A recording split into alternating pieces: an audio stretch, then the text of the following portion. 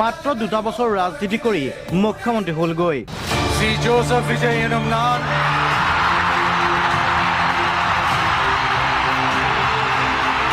இந்திய அரசியல் அமைப்பின்பால் চিনেমা যেন লগা বিজয়ৰ জীৱন কাহিনীৰ শেষত কি হ'বগৈ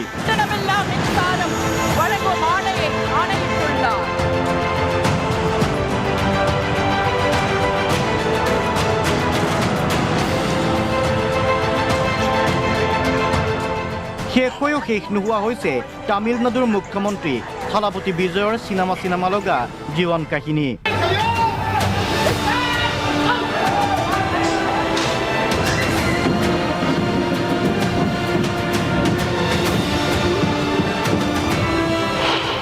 ৰাজনীতিৰ পিছত এইবাৰ চৰ্চাত বিজয়ৰ প্ৰেম আৰু বিচ্ছেদৰ কাহিনী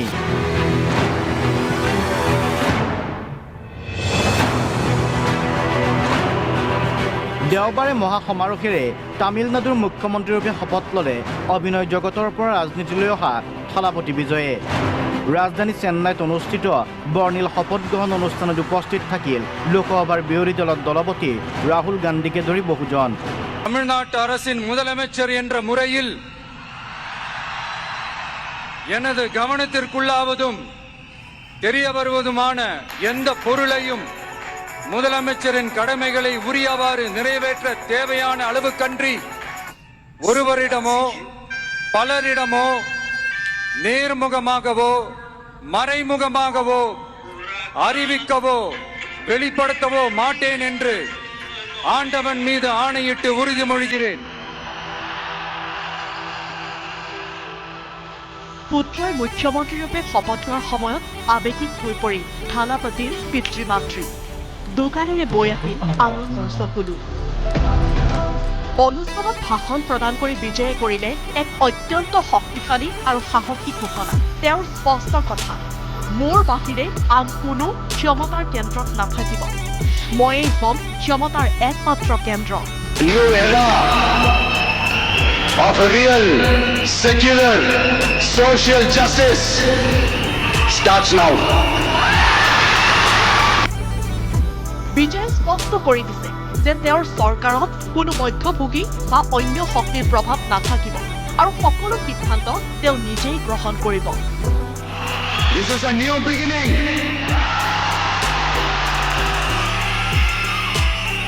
A new era of a real, secular, social justice starts now.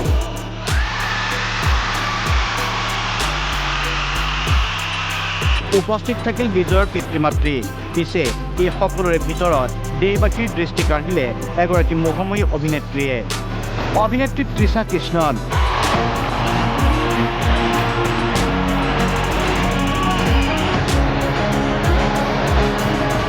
সোণালী বৰণৰ পাৰি থকা চিল্কৰ নীলা শাৰী পিন্ধি শপত গ্ৰহণ অনুষ্ঠানলৈ আহিছিল তৃষা ডিঙিত আছিল হীৰাৰ নেকলেছ কইনাৰ দৰে সাজি কাচি অহা মহাময়ী অভিনেত্ৰীগৰাকীয়ে নিৰ্ধাৰিত আসনত বহাৰ পূৰ্বে আঁকোৱালি ধৰিছিল বিজয়ৰ মাতৃক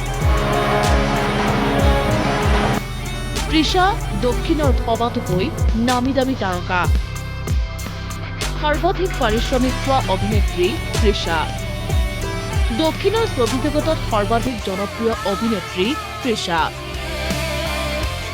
তামিলনাডুৰ নিৰ্বাচনত ভোট গণনাৰ পৰাই চৰ্চালৈ আহিছে তৃষা এইবাৰ তৃষা চৰ্চালৈ অহাৰ কাৰণ অভিনয় নহয় অভিনেত্ৰী তৃষা মুখ্যমন্ত্ৰী বিজয়ৰ প্ৰেমিকা ৰূপে মানুহৰ মুখে মুখে চৰ্চিত অৱশ্যে থালাপতি বিজয় অথবা তৃষা কোনেও এই সম্পৰ্কৰ কথা ৰাজহুৱাকৈ স্বীকাৰ কৰা নাই একেলগে কেইবাখনো চিনেমাত অভিনয় কৰা বিজয় আৰু তৃষাক পূৰ্বেও বিভিন্ন অনুষ্ঠানত দেখা গৈছিল যাৰ বাবে শপত গ্ৰহণ সমাৰোহত তৃষা উপস্থিত হোৱাৰ পিছতে সকলোৰে চকু গ'ল মহাময়ী অভিনেত্ৰীগৰাকীলৈ প্ৰকৃততে বিজয়ৰ বৰ্তমানৰ পত্নীৰ সৈতে চলি আছে বিচ্ছেদৰ গোচৰ নিৰ্বাচনৰ পূৰ্বে এই সন্দৰ্ভতো চলিছিল আলোচনা কিন্তু পত্নী থকাৰ পিছতো তৃষাৰ সৈতে সম্পৰ্ক বজাই ৰখাৰ অভিযোগ উত্থাপন হৈছিল বিজয় থালাপতিৰ বিৰুদ্ধে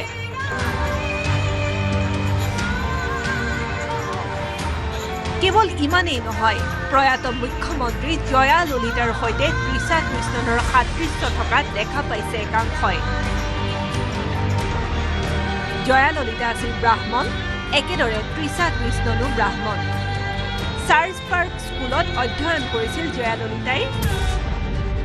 তৃষা কৃষ্ণনেও অধ্যয়ন কৰিছিল চাৰ্লছ পাৰ্ক স্কুলত। জয়া ললিতা অবিবাহিত, তৃষা কৃষ্ণনো অবিবাহিত। প্ৰাক্তন মুখ্যমন্ত্ৰী MG ৰামচন্দ্ৰনৰ সৈতে প্ৰেমৰ সম্পৰ্ক আছিল জয়া ললিতাৰ। এতিয়া মুখ্যমন্ত্ৰী বিজয়ৰ সৈতে প্ৰেমৰ সম্পৰ্ক তৃষাৰ। জয়া ললিতাক জনতাই মৰমতে মাতিছিল আম্মা। তৃষা কৃষ্ণনক অনুৰাগীয়ে মাতে মামী বুলি।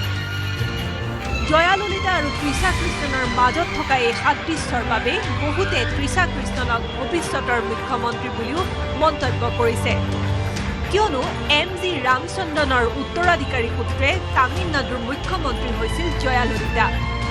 একেদৰে বিজয়ৰ পিছত তৃষা কৃষ্ণন মুখ্যমন্ত্ৰী হ'ব পাৰে বুলি চলিছে চৰ্চা। ভৱিষ্যতে কি হয় সেয়া পিছৰ কথা, কিন্তু বিজয়ৰ শপত গ্ৰহণত বিশেষ আলোচ্যৰ বিষয় হৈ থাকিল মোহময়ী অভিনেত্ৰী Trisha Krishnan. This is a new beginning. বিজয় থালাপতি মুখ্যমন্ত্ৰী হোৱা যেনেদৰে পিতৃ মাতৃ গৰ্বিত, একেই গৰ্ব যেন তৃষা কৃষ্ণনৰো। সেয়া তৃষাৰ শাৰীৰিক অভিব্যক্তি, হাঁহি, চকুৰ উজ্জ্বলতাতে ফুটি উঠিছে। 1998 চনত বিবাহপাশত আবদ্ধ হৈছিল বিজয়। বিজয়ৰ পত্নীৰ নাম সংগীতা স্বৰ্ণলিংগম।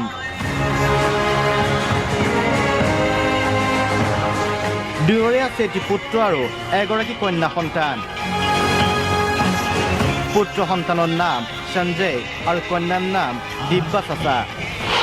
বিজয়ৰ শপত গ্ৰহণ অনুষ্ঠানত নাথাকিল পত্নী আৰু সন্তান। বিপৰীতে মুখত মিচিকীয়া হাঁহিৰে আৰম্ভণিৰ পৰা শেষলৈ উপস্থিত থাকিল প্ৰেমিকা তৃষা। পত্নী সন্তানৰ সৈতে এতিয়া একেবাৰে সম্পৰ্ক নাই বিজয়ৰ।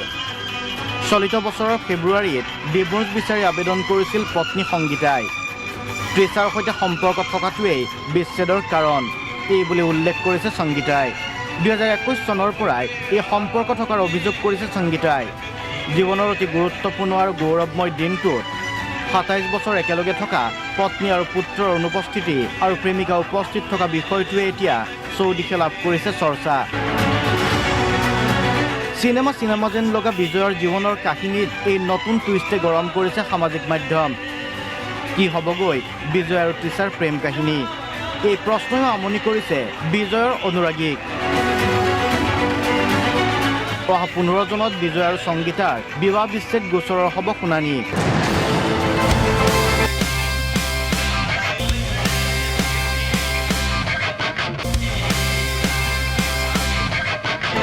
এই পৰ্ব শেষ হ'লেই মুখ্যমন্ত্ৰী বিজয়ে হয়তো নিজৰ কৰি ল'ব তৃষাক।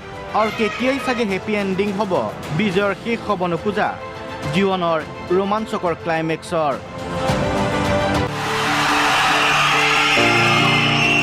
A new era of a real, secular, social justice starts now.